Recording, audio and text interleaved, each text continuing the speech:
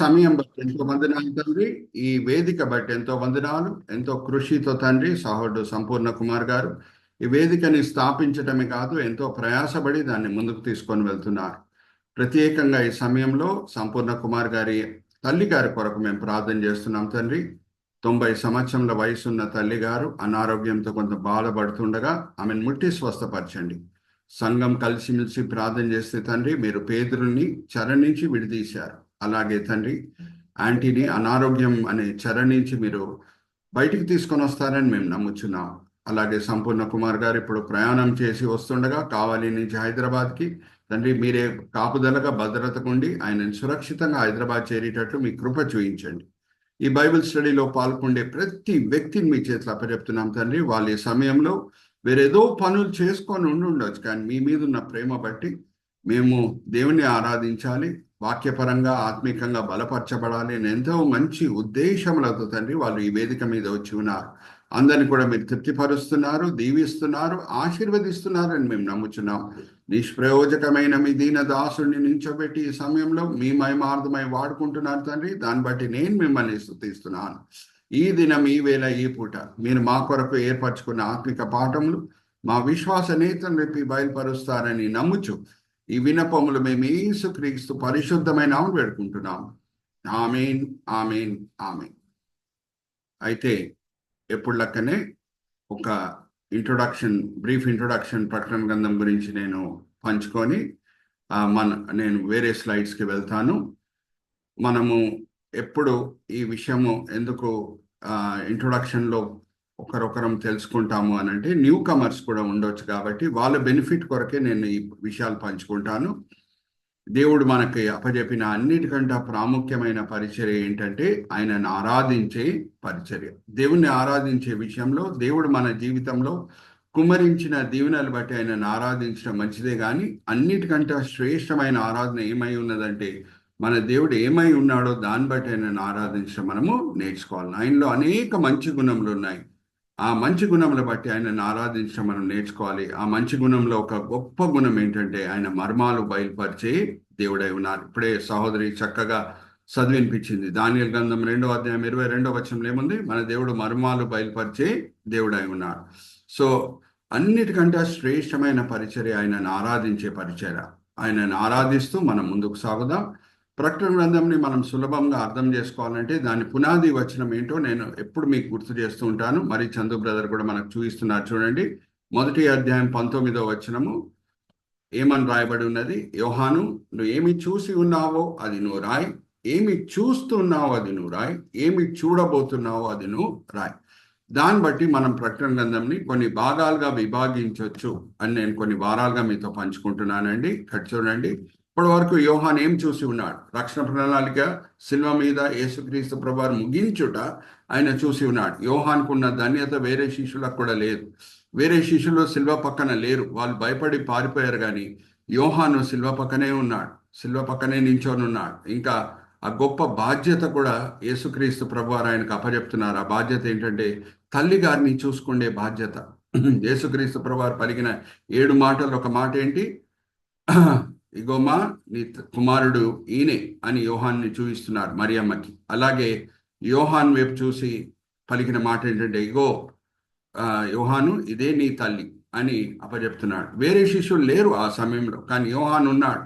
యేసుక్రీస్తు ప్రభువారు పలికిన ఆ మాట సమాప్తమయ్యను అనే మాట ఆయన స్వయాన పక్క నుండి విన్నాడు. సమాప్తమయ్యను అంటే రక్షణ ప్రణాళిక పూర్తయ్యాను. సో సమాప్తమైన రక్షణ ప్రణాళికని ఆధారం చేసుకొని పెంతెకోస్తు దినం నుంచి అపోస్తులు పరిశుద్ధాత్మ చేత అభిషేకించబడి సువార్త బోధించటము స్టార్ట్ చేశారు. అయితే నానా శ్రమలకి గురి అయ్యారు. ఈవెన్ యోహాన్ కూడా శ్రమలకి గురి అయ్యాడు. ఇప్పుడు పాత్మోస్ ద్వీపంలో చెరలో ఉన్నాడు. ఇదంతా కూడా 1వ అధ్యాయంలో మనము కవర్ చేసుకోవచ్చు. 2-3 అధ్యాయాలని మనం ప్రెజెంట్ అని అంటాం. 1వ అధ్యాయాన్ని పాస్ట్ అని అంటాం. చూడండి, చందు బ్రదర్ కూడా పాస్ట్ మీద కర్సర్ పెట్టి చూపిస్తున్నారు. 2-3 అధ్యాయాన్ని మనం ప్రెజెంట్ అని అంటాం. ఎందుకు ప్రెజెంట్ అని అంటాం? ఆ 7 సంఘాలతో ప్రభువారు 2000 సంవత్సరాల క్రితం మాట్లాడారు కదా, దాన్ని మనం ప్రెజెంట్ అని ఎలాగా భావించవచ్చు అనే ఒక ప్రశ్న ఏర్పడుతుంది. దాన్ని మనం ప్రెజెంట్ ఈ యుగం అని ఎందుకు అంటున్నామంటే ఆ 7 సంఘాలు ఉన్న విషయాలే, ఆ 7 సంఘాలు ఉన్న సమస్యలే 2000 సంవత్సరాలుగా మీరు గమనించండి, ఏ సంఘం అన్నా తీసుకోండి, ఆ సమస్యలే మనకు కనిపిస్తాయి, ఆ విషయాలే మనకి కనిపిస్తాయి. ఇప్పుడు కూడా 2024లో మీరు ఏ సంఘం అన్నా తీసుకోండి, ఈ 7 సంఘాల్లో ఉన్న విషయాలే ఆ సంఘంలో కూడా మనకి కనిపిస్తుంది. సో దాని అర్థం ఏంటంటే, యేసుక్రీస్తు ప్రభువారు ఆ 7 సంఘాలతో పలికిన మాటలు ఈ దినం కూడా వర్తిస్తాయి. ఆ 7 సంఘాలతో పంచుకున్న ఆయన పరిష్కారం, వాళ్ళ సమస్యలకు పరిష్కారము ఈ దినం కూడా వర్తిస్తుంది. అందుకే మనము 2-3 అధ్యాయాలని ప్రజెంట్ అని అంటాం, 4-5 అధ్యాయాలని మనం పారెంథసిస్ ఆర్ ఇంటర్వెల్ అని అంటాం. ఆ 4-5 అధ్యాయాల్లో మనం గమనించామండి, దేవుడు యోహాన్ని పరలోకంకి తీసుకొని వెళ్ళి ఆయన సింహాసనంతో కూడిన దర్శనము చూయిస్తున్నారు. సింహాసనం దేనికి గుర్తు? అన్నీ దేవుని స్వాధీనంలో ఉంది అనే సత్యంకి అది గుర్తు. దేవునికి తెలుసు, 6వ అధ్యాయం ప్రారంభంతో భయంకరమైన దర్శనములు యోహాను చూడబోతున్నాడు. దుష్టులు పరిశుద్ధులతో యుద్ధం చేసి పరిశుద్ధులని చంపివేయుట, అటువంటి దర్శనములు ఆయన చూడబోతున్నాడు. ఆల్రెడీ మనం 11వ అధ్యాయంలో కూడా మనం చూసాం. క్రీస్తు విరోధి అనే క్రూరమైన నాయకుడు, ఆయనని లేఖనం ఏమని చెప్తుందంటే ఒక మృగము అని చెప్తున్నది. ఆ మృగము 2 సాక్షులతో యుద్ధం చేసి ఆ 2 సాక్షులని చంపివేయుట మనము చూసాం. సో అటువంటి భయంకరమైన దర్శనములు యోహాన్ చూడబోతున్నాడు. సో అటువంటి భయంకరమైన దర్శనములు ఆయన జీర్ణం చేసుకోవాలంటే, నీతిమంతుడైన యోహాను జీర్ణం చేసుకోవాలంటే ఈ సత్యము ఆయన హృదయంలో దేవుడు నాటాలని కోరుకుంటున్నారు. ఆ సత్యం ఏంటంటే, యోహాను దుష్టులు పరిశుద్ధులని ఓడగొట్టి వాళ్ళు చంపివేస్తూ ఉండొచ్చు, కానీ నువ్వు దిగులు పడే అవసరం లేదు, ఎందుకంటే శాశ్వతమైన విజయము పరిశుద్ధులదే. నేను సింహాసనం మీద ఆసీనుడై ఉన్నాను, నువ్వు దిగులు పడే అవసరమే లేదు అని దేవుడు ఆ సింహాసనంతో కూడిన దర్శనము చూయిస్తున్నారు. దాని తర్వాత మనం గమనించింది 6వ అధ్యాయం నుంచి శ్రమకాలం ప్రారంభం, దాంతో కూడిన దర్శనములు మనం చూసాం. 7 ముద్రల తీర్పు గురించి మనం ధ్యానించాం, 7 బూరల తీర్పు గురించి మనం ధ్యానించాం. దాని తర్వాత మనము 11వ అధ్యాయం వరకు వచ్చి ఉన్నాం. 11వ అధ్యాయంలో మనం గమనించింది ఏంటంటే, 2 సాక్షుల గొప్ప పరిచర్య. ఎలియా, మోషే లాంటి సాక్షులు వాళ్ళు యెరూషలేములో ఉండి, మరి చెప్తున్నాను, యెరూషలేములో ఉండి వాళ్ళు సువార్త బోధిస్తున్నారు, యేసువే మెస్సయ్యా అని బోధిస్తున్నారు. ఇప్పుడు వేరే ఎవరన్నా వచ్చి, జాగ్రత్తగా వినండి, వేరే ఎవరన్నా వచ్చి యేసువే మెస్సయ్యా అని ప్రకటిస్తే బహుశా యూదులు స్పందిస్తారో లేదో అది వేరే సంగతి. కానీ మోషే, ఎలియా లాంటి సాక్షులు వచ్చి బోధ చేస్తే యేసువే మెస్సయ్యా, ఆయన నమ్మండి, ఆయనే మార్గము, ఆయనే జీవం, ఆయనే సత్యం, ఆయన శిల్వ మీద ముగించిన శిల్వ కార్యము, ఆ క్షమాపణ కార్యముని మీరు అంగీకరించండి, దేవునితో సమాధాన పడండి అని మోషే, ఎలియా లాంటి సాక్షులు వచ్చి బోధిస్తే యూదులు స్పందించకుండా ఉంటారమ్మా? అడుగుతున్నా మిమ్మల్ని. Give me an answer, yes or no. యూదులకు సరిగా స్పందిస్తారా? వాళ్ళ మాటలు విని యేసుక్రీస్తు ప్రభు వారే మెస్సయ్యా అని అంగీకరిస్తారా? Give me an answer. మోషే, ఎలియా లాంటి ప్రవక్తలు తప్పక స్పందిస్తారు పాస్టర్ గారు. స్పందిస్తారు. Very good, right answer. So మీరు రెడీగా ఉండండి, నేను అడిగే క్వశ్చన్స్ కూడా మధ్యలో ఉంటాయి. నా సెషన్స్ అన్నీ కూడా ఇంటరాక్టివ్ సెషన్సే, దాన్ని బట్టి అందరు కూడా హుషియారుగా ఉంటారు. సో చక్కగా జయమాల ఆంటీ ఆన్సర్ ఇచ్చారు, స్పందిస్తారు. సో అందుకే మనం గమనించాము, వాళ్ళు చనిపోయిన తర్వాత ఆరోహణమై వెళ్ళే సమయంలో భూకంపం వచ్చినా సరే చాలామంది దేవుని స్తుతిస్తున్నారు. అంటే దాని అర్థం ఏంటి? వాళ్ళ పరిచర్య వ్యర్థం కాలేదు, ఆ 2 సాక్షుల పరిచర్య వ్యర్థము కాలేదు. ఇంకా యేసువే మెస్సయ్యా అని బోధించినప్పుడు అనేక యూదులు మారు మనసు పొంది ఉండొచ్చు. ఇంకా యూదులు మారు మనసు పొందితే ఇంకా క్రీస్తు విరోధి వైపు ఉండరు. ఇంకా క్రీస్తు విరోధి ఏం చేస్తాడు అంటే వాళ్ళని ద్వేషించటము స్టార్ట్ చేస్తాడు. ఇది మనకు తెలుసుంటే అనేక యూదులు ఈ 2 సాక్షుల పరిచర్య వలన మారు మనసు పొందారు అనే సత్యం మనకి సరిగా అర్థమవుతే 12వ అధ్యాయంలో ఉన్న విషయాలు మనకి ఇంకా సులభంగా అర్థమవుతాయి. మరి చెప్తున్నా, 11వ అధ్యాయంలో ఉన్న విషయాలు ఏంటో మనకి సరిగా అర్థమవుతే 12వ అధ్యాయంతో కూడిన విషయాలు మనకి ఇంకా సులభంగా అర్థమవుతాయి. అయితే నేనేం చెప్పాను? క్రీస్తు విరోధి మొదటి 3.5 సంవత్సరంలో యూదులకి స్నేహితుడుగా కనిపిస్తాడు, వారు నటిస్తూ ఉంటాడు. దాని తర్వాత 3.5 సంవత్సరాల తర్వాత 2 కారణాలు బట్టి, ఒకటి ఆయన చనిపోయి తిరిగి లేచి ఆలయం, ఆయన ఏ ఆలయం కట్టుటకు సాయం చేశాడో యూదులకి, ఆలయం లోపలే కూర్చొని నేనే దేవుణ్ణి, మీరు నన్ను పూజించండి అంటే వాళ్ళు తిరుగుబాటు చేస్తారు. ఇంకా ఇప్పుడు ఆ ఇద్దరు సాక్షుల పరిచర్య వలన కూడా వీళ్ళు నిజం తెలుసుకున్నారు. యేసువే మెస్సయ్య అని తెలుసుకున్నారు. యేసువే రక్షకుడు అని తెలుసుకున్నారు. ఇప్పుడు అనేక యూదులు మారు మనసు పొందుతుంటే, ఇంకా మనం ఆ వాక్య భాగం కూడా చదువుకున్నామండి. యోహాను సువార్త 4:22 2000 సంవత్సరముల క్రితము రక్షణ ఎవరి ద్వారా వచ్చింది? ఈ లోకంకి యూదుల ద్వారే వచ్చింది. 12 మంది అపోస్తులు ఎవరు? క్రైస్తవులు అయ్యే ముందు వాళ్ళు ఎవరు? వాళ్ళు కూడా యూదులే. ఇంకా భారతదేశంకి తీసుకొని వచ్చిన సువార్త ఎవరి ద్వారా వచ్చింది? తోమా అనే శిష్యుడు వల్ల వచ్చింది. ఆ తోమా ఎవరు? 12 మంది శిష్యుల్లో ఒక ఆయన కూడా మారు మనసు పొంది క్రైస్తవుడిగా అయ్యాడు. కానీ ముందు ఏమై ఉన్నాడు? ఆయన కూడా యూదుడే అయి ఉన్నాడు. సో ఇప్పుడు ఒక జ్ఞాపకం పెట్టుకోండి, ఇజ్రాయెల్ దేశము ప్రపంచంలో మధ్యలో ఉంటుంది. ఇంకా ఈ శ్రమకాలం ప్రారంభంలో అరాబీలతో వాళ్ళు యుద్ధం చేయటము, అరాబీలని చిన్న దేశం అయి ఉండి కూడా ఓడగొట్టటము, ఇదంతా కూడా ప్రపంచంలో అందరు కూడా గమనిస్తారు. ఇజ్రాయెల్ దేశం ఒక ప్రత్యేకమైన దేశం అనేది అందరు కూడా అర్థం చేసుకొని ఉంటారు. ఇది మీరు జ్ఞాపకం పెట్టుకోండి. అయితే ఈ చిన్న ఇజ్రాయెల్ దేశం శత్రువులను ఓడగొట్టే దేశం, ప్రపంచంలో మధ్యలో ఉన్న దేశం, 2000 సంవత్సరముల క్రితము మెస్సయ్య వస్తే మెస్సయ్యని అంగీకరించకుండా ఉన్న దేశం, ఇప్పుడు యూదులు కూడా క్రైస్తవులుగా మారిపోతున్నారు అని అంటే హల్లెలూయా, ప్రైజ్ ది లార్డ్. అందరికంటే ఎక్కువ దిగులు ఎవరు కలుగుతుందండి? సైతాన్కి కలుగుతుంది. Right answer. ఇప్పుడు 12వ అధ్యాయంతో కూడిన విషయాలు మీరు అంతా కూడా చాలా సులభంగా అర్థం చేసుకోబోతున్నారు. ఈ అన్ని మాటలు నేను మీతో పంచుకున్నాను కాబట్టి. 11వ అధ్యాయంతో కూడిన సంఘటనలు అయిపోయిన తర్వాతనే 12వ అధ్యాయంతో కూడిన సంఘటనలతో కూడిన దర్శనము యోహాన్ చూస్తున్నాడు. మరి చెప్తున్నా, 11వ అధ్యాయంతో కూడిన సంఘటనలు సమాప్తం అయిపోయిన తర్వాతనే 12వ అధ్యాయం స్టార్ట్ అవుతుంది. సో 12వ అధ్యాయం మనం అర్థం చేసుకోవాలంటే 11వ అధ్యాయంలో ఏం జరిగిందో అది మనం సరిగా అర్థం చేసుకుంటే 12వ అధ్యాయంతో కూడిన విషయాలు కూడా మనం సులభంగా అర్థం చేసుకోగలుగుతాం. ఇప్పుడు నేను సహోదరి జయంతితో ఈ వాక్య భాగంలో చదివించే ముందు ఇక్కడ చూడండి, నేను 11వ అధ్యాయం అన్ని టీలు వాడి మీ ముందు నా సందేశము, నా ఉపదేశంని తీసుకొని వచ్చాను. 10వ అధ్యాయంతో కూడిన సబ్-హెడ్డింగ్స్ మీకు అందరు కూడా గుర్తున్నాయి అనుకుంటా. UA, UB, UC, UD. అలాగే 11వ అధ్యాయంతో కూడిన సబ్-హెడ్డింగ్స్ అన్ని కూడా టీతో కూడిన subheadings. T, testifiers, temple, tremble అన్ని కూడా టీస్ వాడాను. 12వ అధ్యాయంతో కూడిన సబ్-హెడ్డింగ్స్ అన్ని కూడా డబ్ల్యూతో కూడిన సబ్-హెడ్డింగ్స్. ఉమన్ బ్రాకెట్స్లో వర్త్ అంటే ఆ విలువ ఎంత విలువైంది. 2 వర్త్ గురించి మనం చూడబోతున్నాం 12వ అధ్యాయంలో.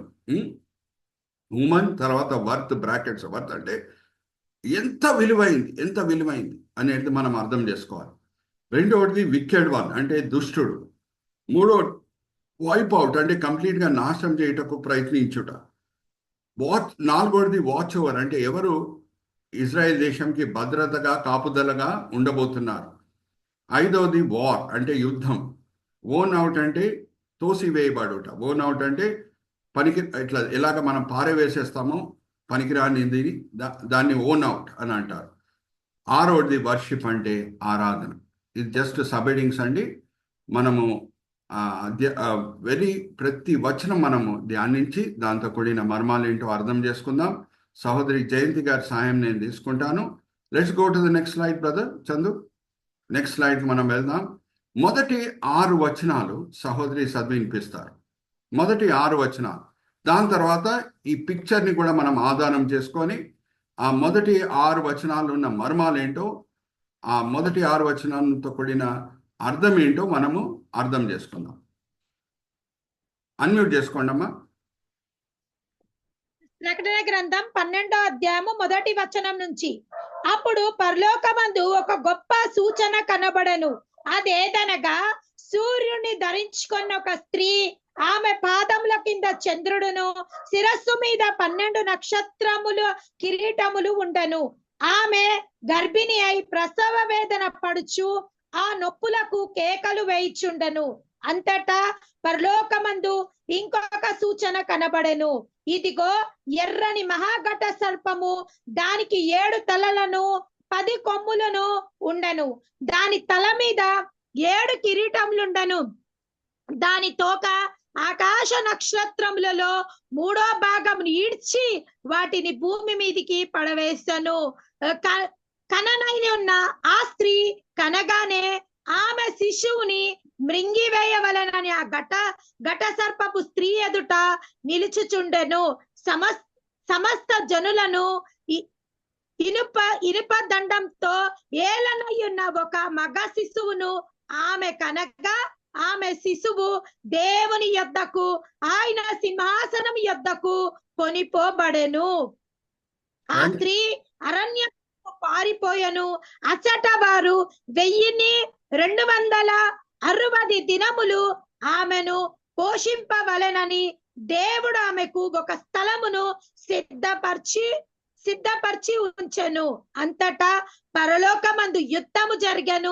మిఖాయిలును 6వ వచనం వరకు చాలమ్మా. ఇప్పుడు మనం చూద్దాం. డబ్ల్యూస్, woman, worth, wicked one, wipe out, watch over, అదంతా కూడా మనము చూద్దాం. ఈ మొదటి 6 వచనాలు ఉంది. చందు బ్రదర్ కూడా మనకు చక్కగా చూపిస్తున్నారు చూడండి. ఆ స్త్రీ ఇప్పుడు ఎలాగుంది? ఘనపరచబడినట్టుందా ఆ దర్శనంలో, ఆర్ ఏదో అవమానపరచబడినట్టుందా? మిమ్మల్ని అడుగుతున్నా. ఆమె పాదం కింద ఏముంది? చంద్రుడు ఉన్నాడు, 12 కిరీటాలు ఉన్నాయి. ఆమె ఘనపరచబడినట్టుందా లేకపోతే ఏదో అవమానపరచబడినట్టుందా? మిమ్మల్ని అడుగుతున్నా. అన్మ్యూట్ చేసుకొని చెప్పండి.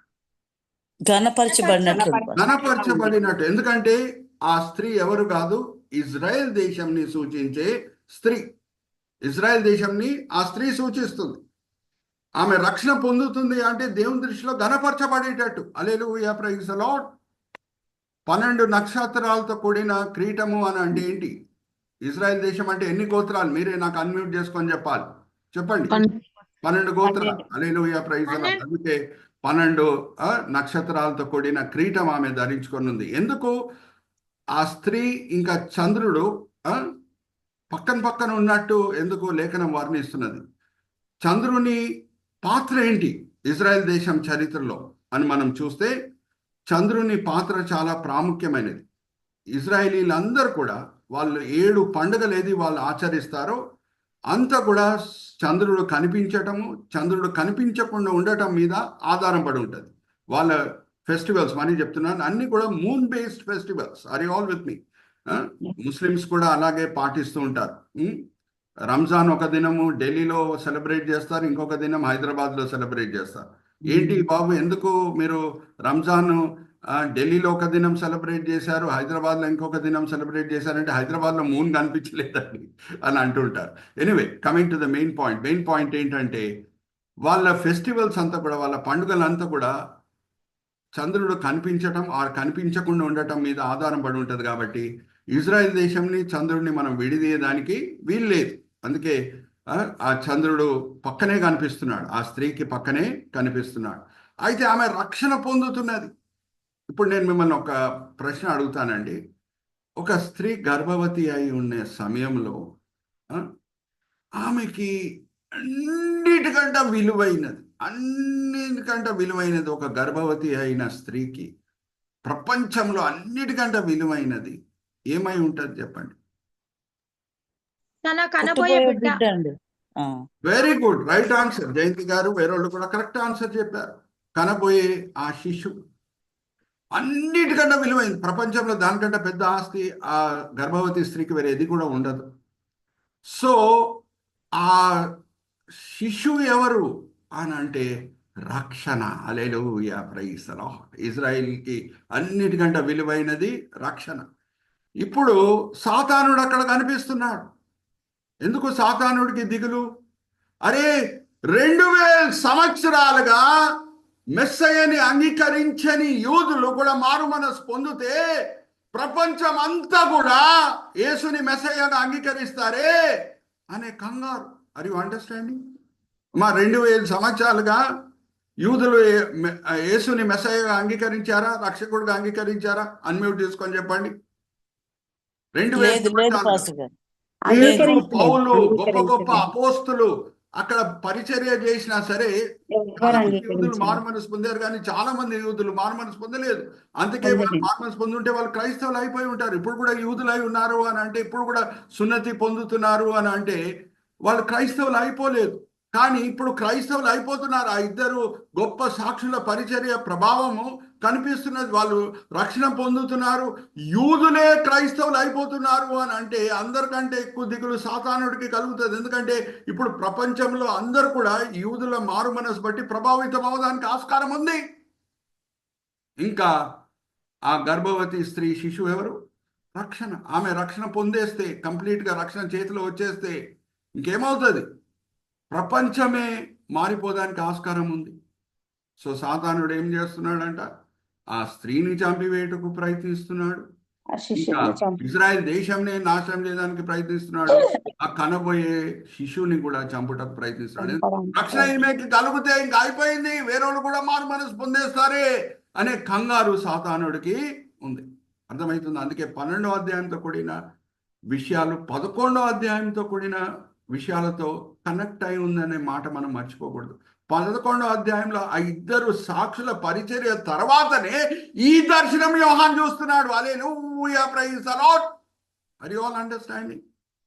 11వ అధ్యాయంలో ఆ ఇద్దరు గొప్ప సాక్షుల పరిచర్య గురించి అన్ని వివరాలు యోహాన్ చూసిన తర్వాతనే 12వ అధ్యాయంతో కూడిన దర్శనంలో ఆయన చూస్తున్నాడు.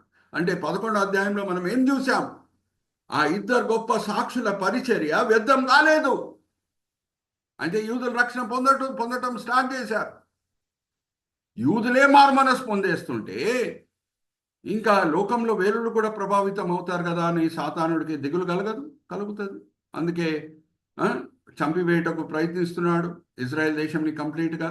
ఇంకా ఆ రక్షణని సూచించే శిశుని కూడా చంపివేయటకు ప్రయత్నిస్తున్నాడు. కానీ దేవుడంట 1260 దినములు సురక్షితంగా ఆ స్త్రీ, ఆ శిశువు సురక్షితంగా ఉండేటట్లు ఆయన కృప చూపిస్తున్నాడు. అంటే 1260 దినములు అంటే శ్రమకాలంతో కూడిన రెండో భాగం. ఆ 7 సంవత్సరాల శ్రమకాలంతో కూడిన రెండో భాగం.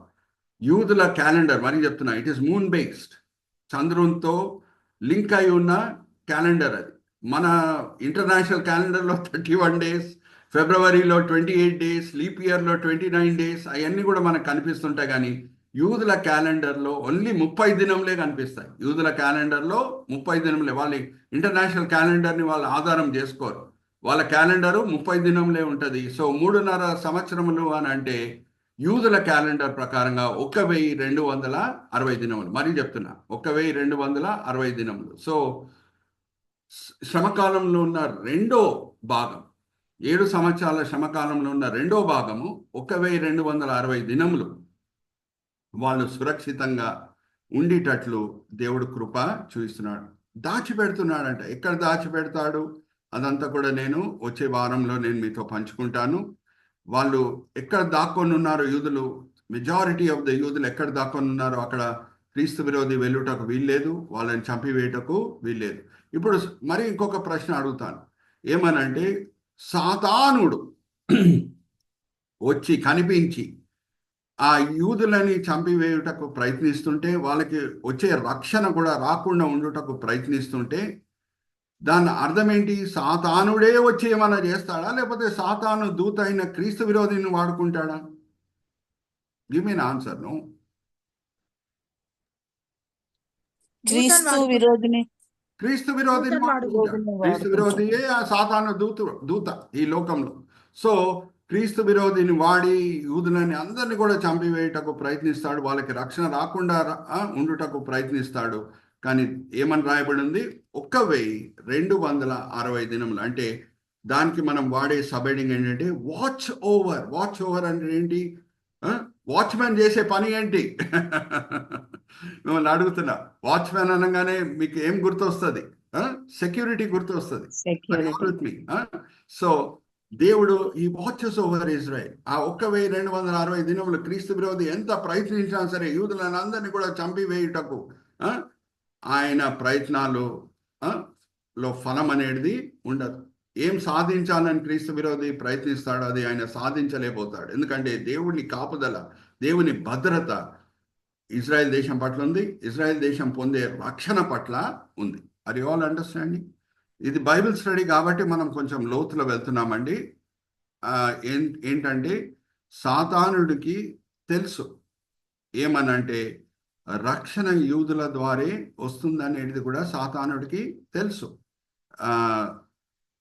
12 మంది శిష్యులు లోకమంతా కూడా సంచరించి సువార్త బోధిస్తారని కూడా సాతానుడికి మొదటి నుంచే తెలుసు.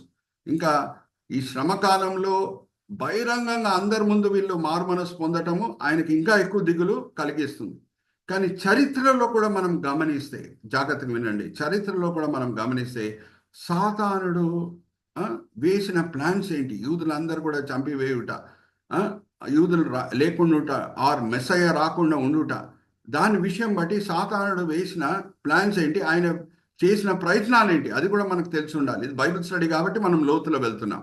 Okay, let's go to the next slide brother. అది కూడా మనం తెలుసుకొని మనం ముందుకు సాగుదాం. ఇంకొక విషయము, ఆ స్లైడ్ చూపించే ముందు ఇది కూడా నేను మీతో పంచుకోవాలి. అది ఏమనంటే brother, let's look at this present slide. సాతానుడికి ఎందుకు 7 తలలు ఉన్నాయి? 7 తలలు 7 లోక రాజ్యములు అనేది సూచిస్తున్నాయి. దేవుడు మొదటిగా ఆదాంని ఈ లోకంకి రాజుగా నియమించాడు. కానీ ఎప్పుడు ఆదాము పాపంలో పడిపోయాడో ఈ లోకంకి రాజు ఎవరైపోయారు? సాతానుడు అయిపోయాడు. అందుకే యేసుక్రీస్తు ప్రభువారే సాతాన్ని ఏ మాట వాడి వర్ణిస్తున్నారు? ఒకసారి జయంతి సహోదరి సాయం నేను తీసుకొని చదివిపిస్తాను. అమ్మా చదవమ్మా.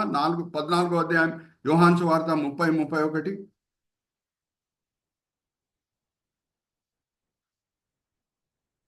యోహాను సువార్త 14వ అధ్యాయము 30-31. యోహాను సువార్త 14వ అధ్యాయము 31వ వచనం. అయినను నేను తండ్రిని ప్రేమించుచున్నాను, లోకమును తెలుసుకున్నట్లు తండ్రి నాకు ఆజ్ఞాపించినది నెరవేర్చుట నేను ఇలాగా చేయుచున్నాను. లెండి, ఇక్కడ నుండి వెళ్ళుదాము. అమ్మా ముందున్న వాక్య భాగం కూడా చదవమ్మా. ఈ లోకం అధికారి వచ్చుచున్నాడు. 30వ వచనం చదవమ్మా.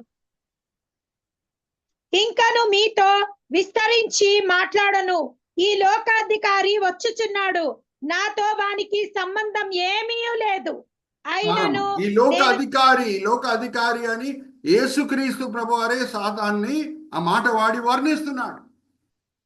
సో ఈ లోకంలో ఉన్న 7 రాజ్యములు చరిత్రలో మనం గమనిస్తే ప్రపంచంని పరిపాలించిన 7 రాజ్యం, నేను సమయం అనుసారంగా ఆ 7 రాజ్యముల పేరు మరి మీకు గుర్తు చేస్తున్నాను. మొదటిగా ఐగుప్తు, రెండవది అషూర్లు, మూడవది బాబిలోన్, నాలుగవది మాధ్య పార్సికులు, ఐదవది గ్రీక్ రాజ్యం, ఆరవది రోమా రాజ్యం, ఏడవది రాబోయే క్రీస్తు విరోధి రాజ్యం. అందుకే ఆ ఘటాసర్పంకి 7 తలలు మనకు కనిపిస్తున్నాయి, కానీ 8 తలలు కనిపిస్తలేవు, 6 తలలు కూడా కనిపిస్తలేవు. ఎన్ని తలలు కనిపిస్తున్నాయమ్మా? 7 తలలు ఎందుకు కనిపిస్తున్నాయి?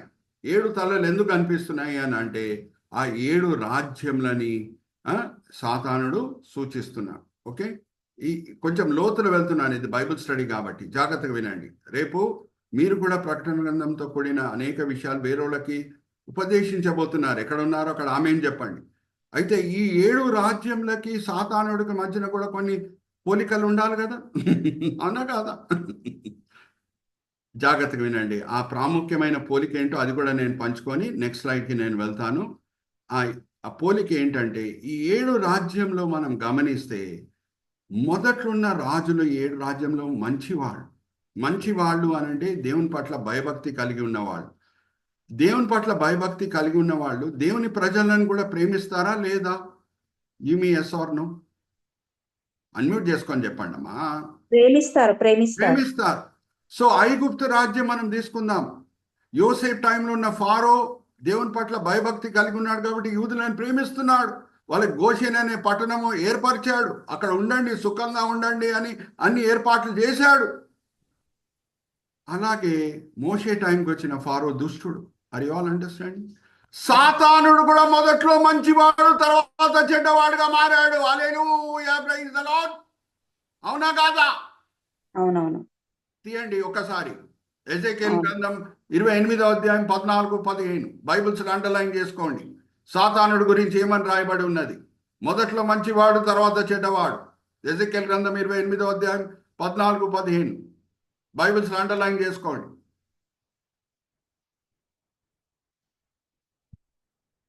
చదవమ్మా, అన్మ్యూట్ చేసుకోమా జయంతి. ఎజెకియెల్ గ్రంథం 28వ అధ్యాయం 14-15.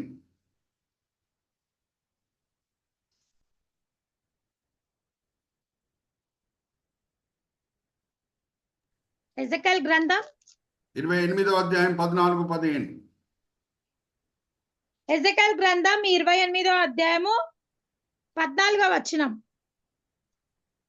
అభిషేకం నందు కెరాబివైన ఒక ఆశ్రయముగా నీవుంటివి, అందుకే నేను నిన్ను నియమించి తిని.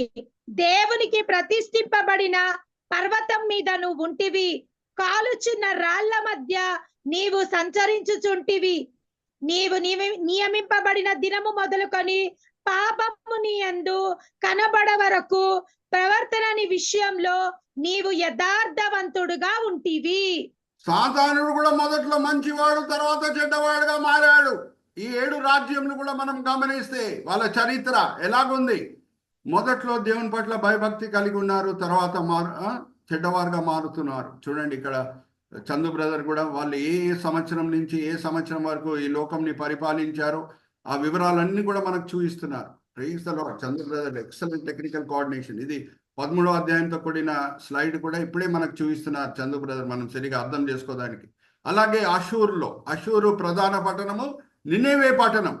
నినెవే పట్టణంకి యూదుల మధ్యన పరిచర్య చేసిన యూదుడు ప్రవక్త యోనా వెళ్ళినప్పుడు నినెవే పట్టణంకి, ఆ సమయంలో ఉన్న నినెవే దేశం రాజు యోనా పట్ల సాత్వికం చూపించాడా లేదా అడుగుతున్నాం మిమ్మల్ని.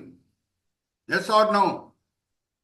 చూపించాడు పాస్టర్ గారు, చూపించాడు. దాని తర్వాత మనం గమనిస్తే అదే అషూరు రాజ్యంకి చెందిన భయంకరమైన దుష్టుడు సెన్నాచెరీబ్ అనే రాజు, ఆయన హెజెకియా రాజు పరిపాలన సమయంలో వచ్చి యెరూషలేముని ముట్టడి వేసి గేలి చేస్తున్నాడు. ఏమని గేలి చేస్తున్నాడు? వేరే దేశము దేవుళ్ళు అందరూ కూడా వాళ్ళ దేశం ప్రజలను కాపాడలేకపోయారు, మీ దేవుడు కూడా మిమ్మల్ని కాపాడలేకపోతాడు అని ఒక ఉత్తరం కూడా రాసి హెజెకియాకి పంపిస్తే హెజెకియా వెళ్ళి దేవుని ఆలయంలో ఆ ఉత్తరం తీసుకొని ఏడ్చినప్పుడు రాత్రి వేళ దేవుడు ఒక దేవదూతని పంపించాడంట. ఆ దేవదూత వచ్చి అషూరు సైన్యంలో ఉన్న ఎంతమందిని చంపివేసేస్తుందండి? ఎవరైనా గెస్ట్ చేస్తారా? 180,000 పాస్టర్ గారు, 180,000. జయమాల సిస్టర్ కొరకు తప్పళ్ళు కొట్టండి. 1,85,000 సోల్జర్స్ ని ఆ దేవదూత వచ్చి ఒక రాత్రి వేళ చంపివేసేస్తుంది. అంటే ఈ మాటలు ఎందుకు మీతో పంచుకుంటున్నాను? అషూర్ రాజు మొదట్లో ఉన్న రాజుల్లో రాజు యోనా పట్ల ఎంత సాత్వికం చూపిస్తున్నాడు, యూదుల పట్ల ఎంత సాత్వికం చూపిస్తున్నాడు. దాని తర్వాత వేరే అషూర్ రాజు సెనాచెరీబు యూదుల పట్ల ఎంత క్రూరంగా ప్రవర్తిస్తున్నాడో మనకు కనిపిస్తుంది. మా ఒక్క జ్ఞాపకం పెట్టుకోండి, ఇది క్రైస్తవులకు కూడా వర్తించే సత్యము. ఏమనంటే మనం దేవుణ్ణి ప్రేమిస్తున్నాము అనే దానికి రుజువు ఏంటంటే దేవుని ప్రతినిధులు ఎవరు మన మధ్యలో ఉన్నారో తోడు క్రైస్తవులని మనం ప్రేమిస్తున్నామా లేదా అనేది ప్రశ్న వేసుకోవాలి. Hallelujah, praise the Lord. Are you all understanding? అమ్మా, దేవుడు మనకు కనిపిస్తున్నాడా? దేవుని పిల్లలు మనకు కనిపిస్తారా? Give me an answer. దేవుని పిల్లలు పాస్టర్ గారు, దేవుని పిల్లలు. సో దేవుణ్ణి మనం ప్రేమిస్తున్నామంటే మనకు కనిపించే దేవుని పిల్లలను మనం ప్రేమించాలి. అదే రుజువు మనం దేవుణ్ణి నిజంగా ప్రేమిస్తున్నామా లేదా అనే దానికి. యోసేపు టైంలో ఉన్న ఫారో మంచివాడని మనం ఎందుకు చెప్పగలుగుతున్నాం? ఆయన మనసులో దేవుని పట్ల అబ్రహాము, ఈసాకు, యాకోబు దేవుని పట్ల అభిమానం ఉందని మనం దేని బట్టి చెప్పగలుగుతున్నాం? యూదుల పట్ల ఆయన కనికరం చూపించాడు కాబట్టి. అలాగే యోనా సమయంలో ఉన్న అషూర్ రాజు మంచివాడు, కానీ హెజెకియా టైంలో ఉన్న అషూర్ రాజు చెడ్డవాడు. అలాగే నెబుకద్నెజారు గడ్డి తిని సాత్వికుడై దానియేలు దేవుడే నిజమైన దేవుడని ఒప్పుకున్నాడు. హల్లెలూయా, ప్రైజ్ ది లార్డ్. కానీ దానియేలు గ్రంథం 5వ అధ్యాయానికి వస్తే భయంకరమైన బాబిలోన్ రాజు దుష్టుడు బెల్షాజార్ ఏం చేస్తున్నాడు? దేవుని నామంని దూషిస్తున్నాడు. పవిత్రమైన వస్తువులు ఏమి బాబిలోన్ రాజు నెబుకద్నెజారు యెరూషలేం ఆలయం నుంచి తీసుకొని వచ్చాడో ఆ పవిత్రమైన వస్తువులను తీసుకొని వచ్చి దాంట్లో ద్రాక్షారసం పోసి అన్నిటినీ అపవిత్రపరుస్తున్నాడు, దేవుని నామంని దూషించాడు. అయితే అప్పుడే ఆ సమయంలోనే, ఆ భయంకరమైన పార్టీ జరిగే సమయంలోనే, ఆ రేవ్ పార్టీ జరిగే సమయంలోనే ఒక చెయ్యి వచ్చి రాస్తుంది. ఏమని రాసిందమ్మా? మెనే మెనే తెకేల్ ఉపార్సిన్. సో బాబిలోన్ రాజ్యంలో కూడా మనకేం కనిపిస్తుంది? మొదటి రాజు యూదుల పట్ల ప్రేమ చూపించే వ్యక్తి, కానీ చివరి బాబిలోన్ రాజు దేవదూషణ చేస్తున్నాడు. Are you all understanding? మాదీయ పార్షికుల రాజ్యంలో కూడా మనం తీసుకుంటే అదే చరిత్ర మనకు కనిపిస్తుంది. కోరేష్ రాజు మంచివాడు, కానీ జెర్సెక్స్ అనే రాజు భయంకరమైన గర్వంతో కూడిన వ్యక్తి. గ్రీస్ రాజ్యం మనం తీసుకుంటే అలెగ్జాండర్ ద గ్రేట్ మాదీయ పార్షికులతో యుద్ధం చేయడానికి వెళ్ళే సమయంలో ఆయన సైన్యం మాదీయ పార్షికుల సైన్యంతో పోలిస్తే చాలా చిన్నది. యూదుల ప్రధాన యాజకుడి దగ్గర వచ్చి విజ్ఞాపన ప్రార్థన కోరుకున్నాడు అలెగ్జాండర్ ద గ్రేట్. చరిత్ర మనం చదివితే ఇదంతా కూడా మనకు అర్థమవుతుంది. నేను విశాలమైన మాదీయ పార్షికుల రాజ్యంతో యుద్ధం చేయడానికి వెళ్తున్నాను, పెద్ద సైన్యంతో యుద్ధం చేయడానికి వెళ్తున్నాను, దేవుడే నన్ను కాపాడును గాక అని అలెగ్జాండర్ ద గ్రేట్ వచ్చి యూదుల ప్రధాన యాజకుడి దగ్గర ప్రార్థనలు కోరుకొని వెళ్ళాడు. అలెగ్జాండర్ ద గ్రేట్ మంచోడు, కానీ ఆంటియోకస్ ఎపిఫెనస్ అనే తర్వాత అలెగ్జాండర్ ద గ్రేట్ తర్వాత వచ్చిన ఇంకొక గ్రీక్ రాజు యూదుల ఆలయం లోపల వెళ్ళి ఆలయంని అపవిత్రపరిచాడు. ఇత్తడి బలిపీఠం మీద పందిని అర్పించాడు. చూడండి, క్లియర్గా కనిపిస్తుందా? సాతానుడికి ఈ 7 రాజ్యంల మధ్యన ఉన్న పోలికలు మీకు కనిపిస్తున్నాయా? ఆర్ యు ఆల్ విత్ మీ? సాతానుడికి ఈ రాజ్యంలకు ఉన్న పోలిక ఏంటి? ఇంకా రోమా రాజ్యంకి మనం వస్తే హేరోద్ రాజు ఆ సమయంలో ఏదో సహాయం చేసేటట్టు 46 సంవత్సరములు కష్టపడి యూదుల ఆలయం కడుతున్నాడు. 70 AD రోమా సైన్యం వచ్చి యెరూషలేంని నాశనం చేసింది. అది ఆల్ విత్ మీ. సో మనం గమనిస్తే ఈ 7 రాజ్యంలో ఉన్న విషయాలు ఏంటంటే, యూదుల పట్ల ప్రారంభంలో ప్రేమ చూపించారు, దాని తర్వాత దుష్టులుగా మారుతున్నారు, యూదులని హింసించారు. ఇప్పుడు సూటిగా ఒక ప్రశ్న అడుగుతున్నాను మిమ్మల్ని, మీరు అన్మ్యూట్ చేసుకొని నాకు జవాబు ఇవ్వాలి. 7 సంవత్సరాల శ్రమ కాలంలో కూడా మొదటి 3.5 సంవత్సరాలు క్రీస్తు విరోధి యూదులకి స్నేహితుడుగా కనిపిస్తున్నాడు. మొదటి 3.5 సంవత్సరాలు యూదులని హింసించాడా క్రీస్తు విరోధి? అడుగుతున్నా మిమ్మల్ని. హింసించాడు. లేదు లేదు పాస్టర్ గారు, లేదు లేదు, లేదు. తర్వాత హింసిస్తున్నాడు. హింసించాడు. 3.5 సంవత్సరాలు లేదు. తేటగా కనిపిస్తున్నాయా మా పోలికలు? అవును, మంచిగా. ఈ సాతానుడికి 7 రాజ్యములకి మధ్యనున్న పోలికలు మీకు అందరు కూడా ఇప్పుడు తేటగా కనిపిస్తున్నాయా? రేపు మీరు కూడా ప్రకటన గ్రంథం ఉపదేశించబోతున్నారు. ఆమేన్. నా స్లైడ్స్ మీరు వాడుకోండి, నేనేం అభ్యంతరం పడను.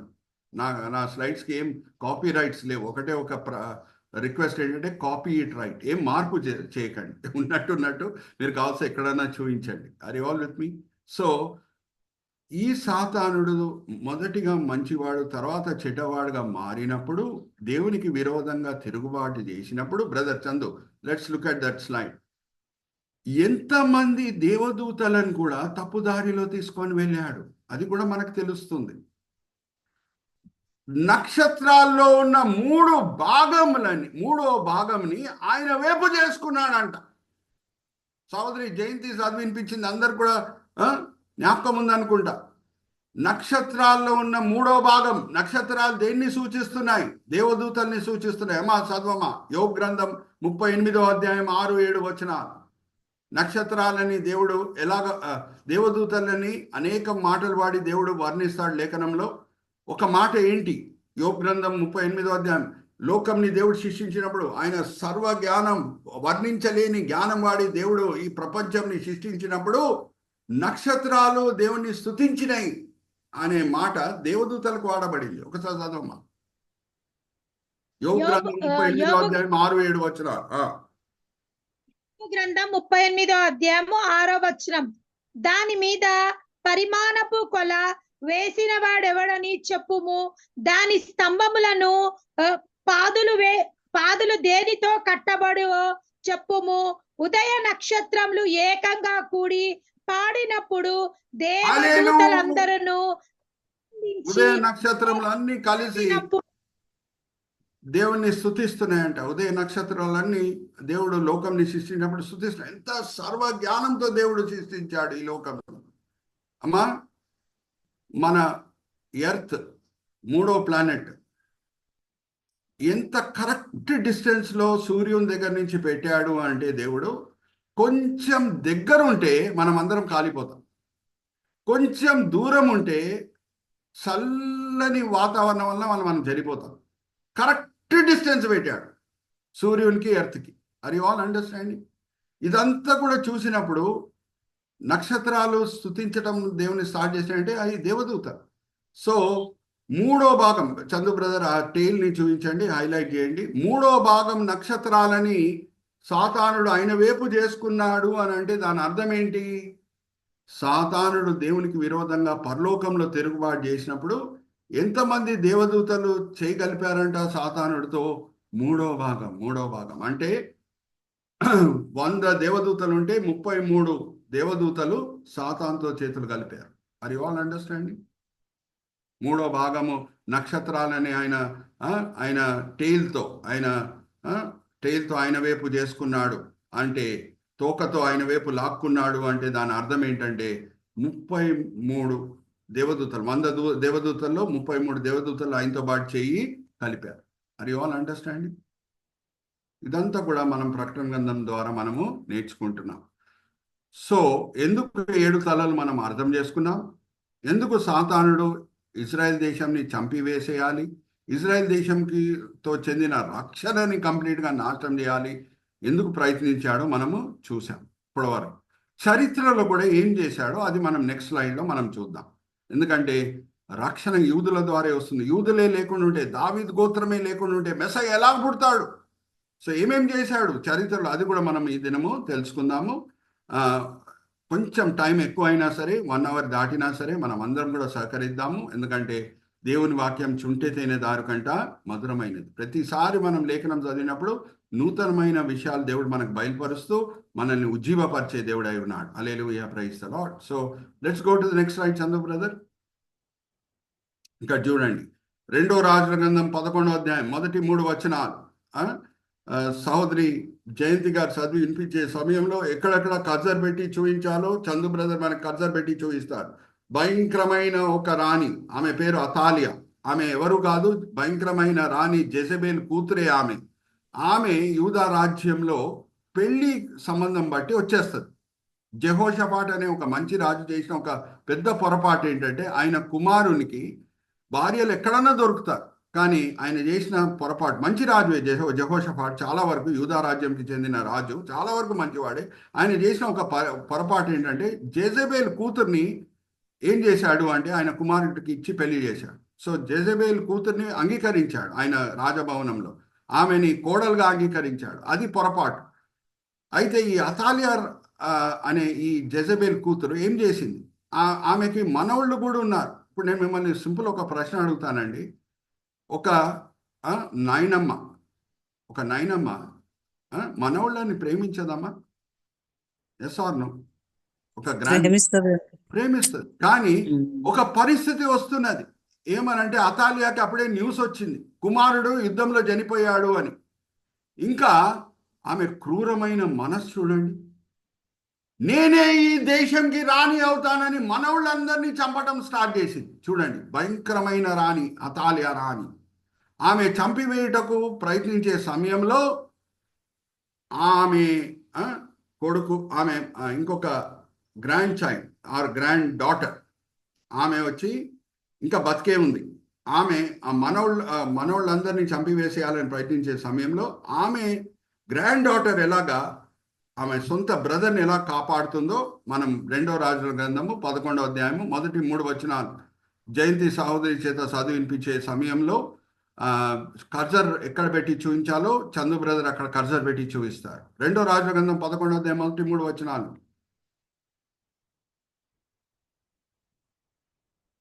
అమ్మా అన్మ్యూట్ చేసుకోండి జయంతి సిస్టర్.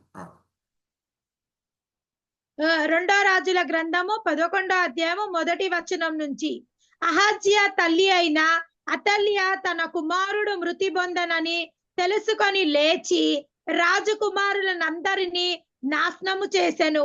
రాజు అయిన యెహోరాము కుమార్తె అయిన అహజ్యాకు సహోదరి అయిన యెహోషబు అహజ్యా కుమారుడైన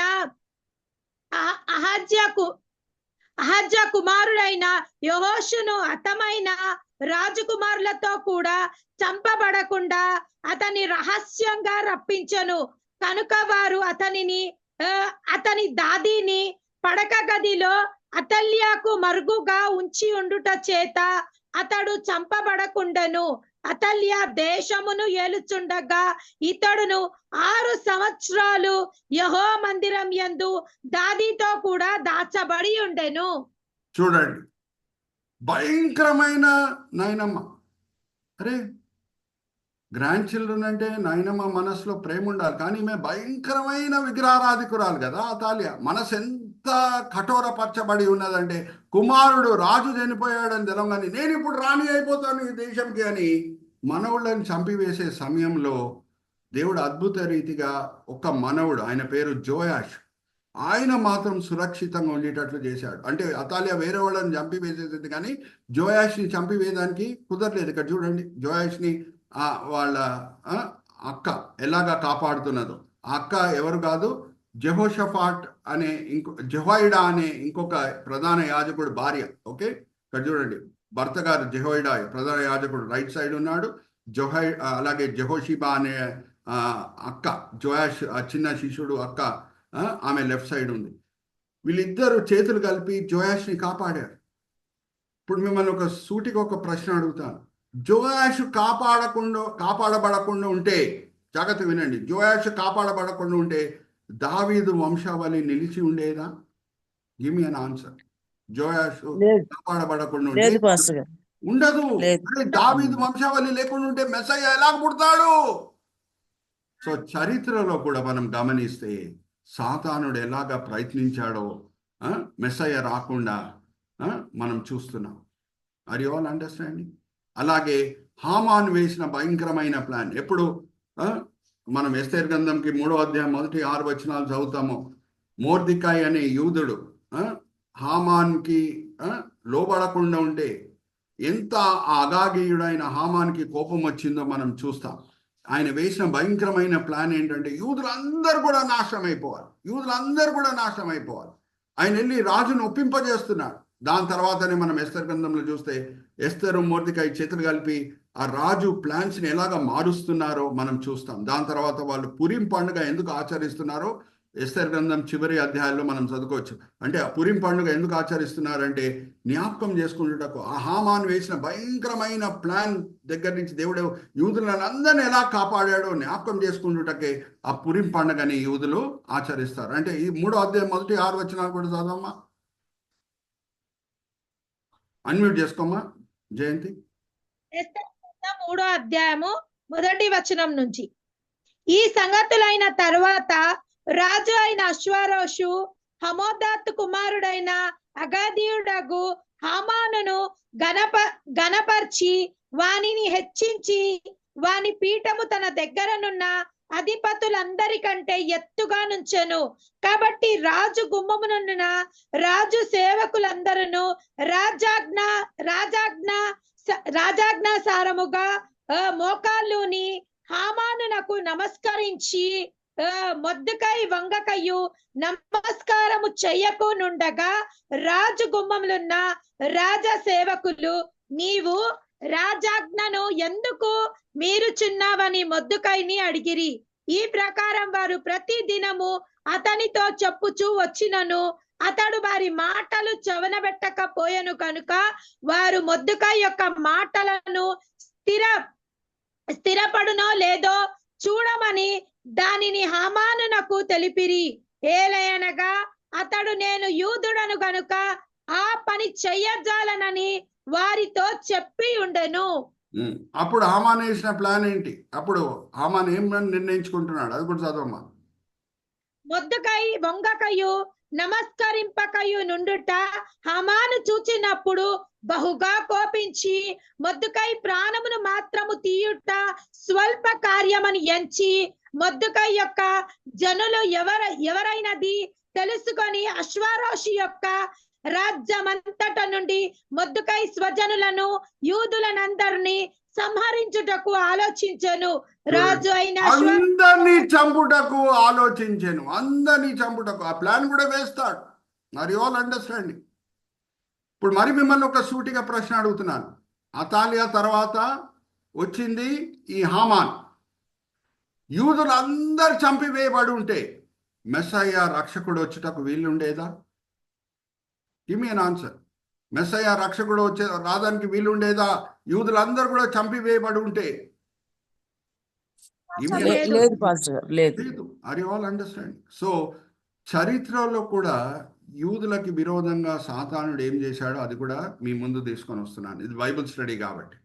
7 సంవత్సరాల శ్రమకాలంలో యూదులందరూ మారుమనసు పొందేస్తున్నారని దిగులు పడి మరి యూదులను చంపివేయటకు క్రీస్తు విరోధిని వాడుతున్నాడు. వాళ్ళకి రక్షణ రాకుండా ఉండుటకు క్రీస్తు విరోధిని వాడి ప్రయత్నిస్తున్నాడు సాతానుడు. అలాగే చరిత్రలో కూడా మనం గమనిస్తే 2 సందర్భాలు. ఒకటి వచ్చి అతాలియా రాణి దావీదు వంశావళినే నాశనం చేయుటకు ప్రయత్నించింది. ఇంకొకసారి హామాను యూదులను అందరినీ చంపివేయటకు ప్రయత్నించాడు.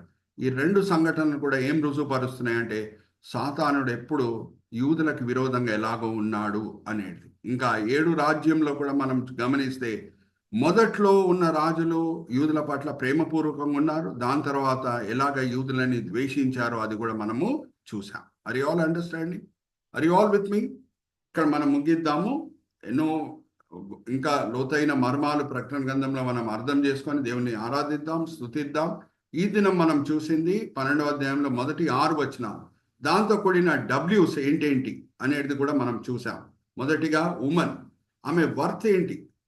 ఆమెకి వర్త్ అంటే చాలా విలువైన స్త్రీ ఆమె. యూదురాలు. ఇజ్రాయెల్ దేశం అంటే చాలా విలువైంది. ప్రపంచంలో ఉన్న మధ్యలో ఉన్న దేశం. ఇప్పటి వరకు క్రైస్తవ దేశంగా మారని దేశం, అది కూడా క్రైస్తవ దేశంగా మారిపోతే ఎంత దిగులు కలుగుతుంది సాతానుడికి. అలాగే ఆ స్త్రీకి అన్నిటికంటే విలువైనది ఏంటి అంటే కుమారుడు, పుట్టబోయే శిష్యుడు, అంటే రక్షణ. సో ఆ రక్షణ కాపాడుకున్నట్టు ఆమె ఏమన్నా చేస్తుంది. సో దేవుడే వాచ్ ఓవర్, కాపుదలగా ఉండి 1260 దినంలో ఇజ్రాయెల్ దేశము సురక్షితంగా ఉండేటట్లు కృప ఆ 7 సంవత్సరాల శ్రమకాలంలో దేవుడు చూపిస్తున్నాడు. సో మనం చూసిన డబ్ల్యూస్ చందు బ్రదర్ ఒక్కోసారి మనం చూద్దామా? బిగినింగ్ 12th చాప్టర్లో నేను వాడిన సబ్ హెడింగ్స్ ఏంటో ఇంకొకసారి అది చూసేసి మనం ముగించుకుందాము. Chandu brother, let's go to that slide. First W ఏంటంటే woman, her worth. Second is wicked one, అంటే సాతానుడు. వైప్ అవుట్ అంటే కంప్లీట్గా నాశనం చేయడానికి ప్రయత్నిస్తున్నాడు. అలాగే చరిత్రలో కూడా యూదులను ఎలాగ చంపివేయటకు, వైప్ అవుట్ చేయడానికి సాతానుడు ప్రయత్నించాడు. అది కూడా మనం ఈరోజు చూసామండి. తర్వాత వాచ్ ఓవర్. వాచ్ ఓవర్ అంటే దేవుడే కాపుదలగా, భద్రతగా ఇజ్రాయెల్ దేశంకి ఉంటున్నాడు. ఓకే, వచ్చే వారము మనం వార్ 5-6 అది కూడా మనం చూద్దాం. అలాగే 13వ అధ్యాయంతో కూడిన వేరే మర్మాలు కూడా మనకు సమయం ఉంటే వచ్చే వారం మనము ధ్యానిద్దాం. సో ప్రారంభం ప్రార్థన చక్కగా జయంతి సిస్టర్ చేశారు, జయమాల సిస్టర్ చేశారు. ముగింపు ప్రార్థన విజయ్ బ్రదర్ ఉన్నారా? విజయ్ బ్రదర్ జాయిన్ అయ్యారా? జాయిన్ అవ్వలేదు అనుకుంటా. సో నేను జయంతి సహోదరి సహాయమే తీసుకుంటాను. నేను ఒక ముగింపు ప్రార్థన చేసేసి సమయం నేను జయంతి సహోదరికి ఇస్తాను. ఆమె ముగింపు ప్రార్థన చేసిన తర్వాత మనం అందరం కలిసిమెలిసి ప్రభు ప్రార్థన పలుకుదాం. దాని తర్వాత నేను ఆశీర్వాదం పలుకుతాను. దాని తర్వాత మనము ముగించుకోవచ్చు. తండ్రి, ఈ సమయం బట్టి ఎంతో వందనాలు తండ్రి. ఈ వేదిక బట్టి ఎంతో వందనాలు. ఎంతో కృషితో తండ్రి సంపూర్ణ కుమార్ గారు ఈ వేదికని స్థాపించడమే కాదు, ఎంతో ప్రయాసపడి తండ్రి దాన్ని ముందుకు తీసుకొని వెళ్ళారు.